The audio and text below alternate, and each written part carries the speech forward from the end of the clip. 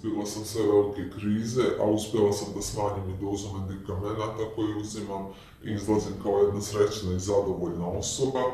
Došla sam u kliniku u najgorem stadijumu depresije, koristila sam medikamente malo više nego što je inače propisano i bila sam baš u veoma lošem stanju.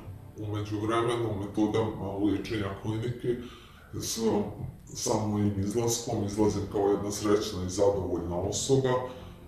Mogu da pohvalim kliniku i da kažem da sam stvarno u toku liječenja osjećala se veoma dobro.